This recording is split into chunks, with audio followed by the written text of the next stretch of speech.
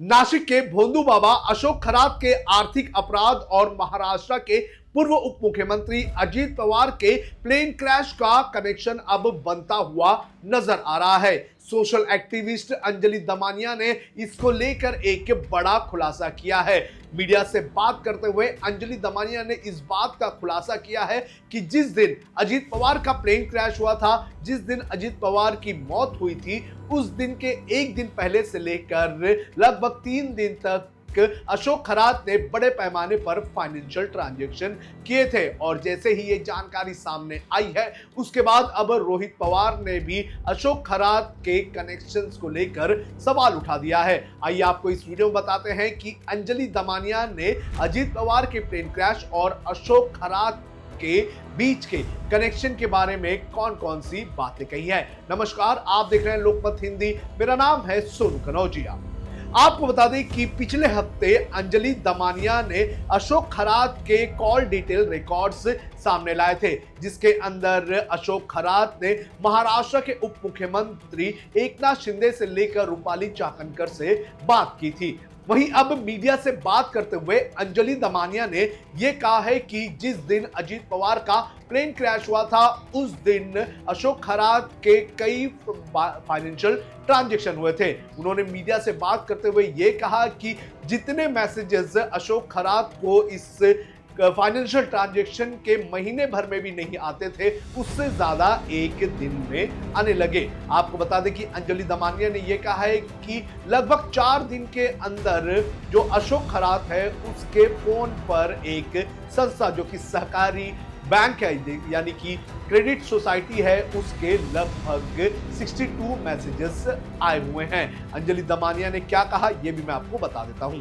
अंजलि दमानिया ने बताया कि समता नाम की एक पंथ संस्था है और उस पंथ संस्था की तरफ से अशोक खरात को जब अजीत पवार का निधन हुआ, उसके आगे और पीछे के दिनों में कई सारे मैसेजेस भेजे गए। उनके अनुसार 27 जनवरी को अजीत पवार के निधन के एक दिन पहले जो अशोक खरात है, उसके फोन में 17 मैसेजेस इस बैंक से आए हुए हैं। इसके अलावा 28 जनवरी को जिस दिन अजीत पवार का निधन हुआ था, उस दिन 19 मैसेजेस जो हैं वो अशोक खरात के फोन पर इस क्रेडिट सोसाइटी से आए हुए थे।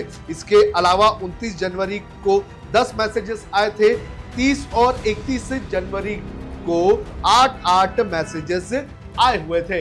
यानी कि अंजलि दमानिया का यह कहना है कि उस दिन बड़े पैमाने पर अशोक खरात के बैंक से ट्रांजैक्शन किए गए। आपको बता दें कि अशोक खरात के मामले की जो जांच हो रही है, उस जांच में यह भी निकलकर सामने आया है कि अशोक खरात ने कई लोगों के नाम से बैंक अकाउंट खोल के रखा था और उसका नॉमिनी खुद को बनाकर रखा हुआ था। इतना ही नहीं, रूपाली चाकणकर की बहन के नाम पर भी एक अकाउंट था, जिसके अंदर करोड़ों रुपए के ट्रांजैक्शन किए गए थे।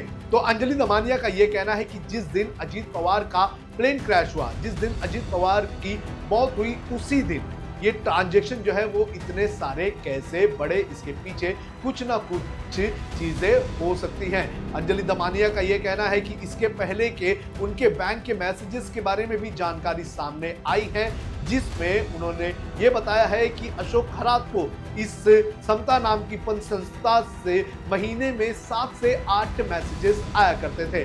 लेकिन अजीत पवार का निधन जब हुआ तो मैसेजेस की एक तरह से बाढ़ भी आने लगी।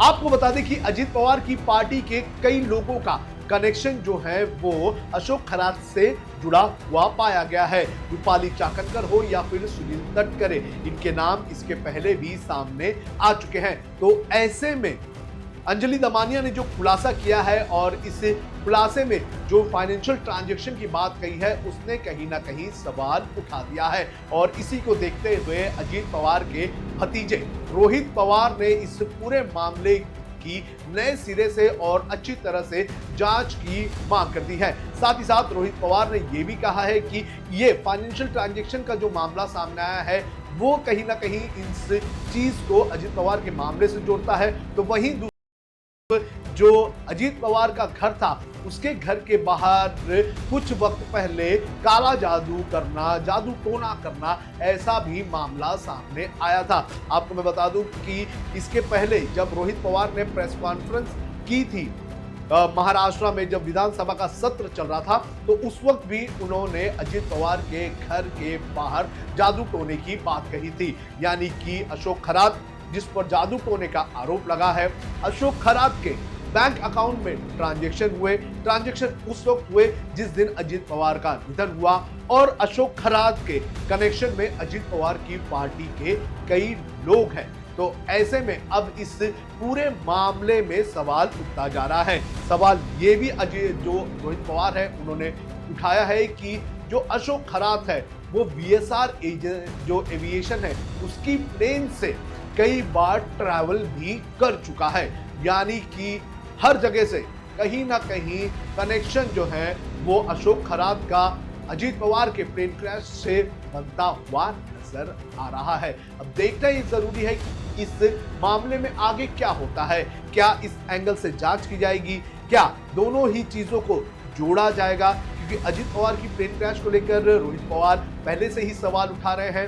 अब अशोक खरात के फाइनेंशियल ट्रांजैक्शन के फ्रॉड्स और उसके जो अजीत पवार के निधन के दिन और आसपास के टाइम पर आए मैसेजेस कई सारे सवाल खड़े कर रहे हैं। तो देखना जरूरी है कि क्या इस एंगल से भी अब आगे की जांच होगी और क्या इस मुद्दे को आगे और भी बढ़ाया जाएगा। आपको क्या लगता है कि क्या सच में कोई कनेक्शन हो सकता है? आप हमें कमेंट करके जरूर बताएं।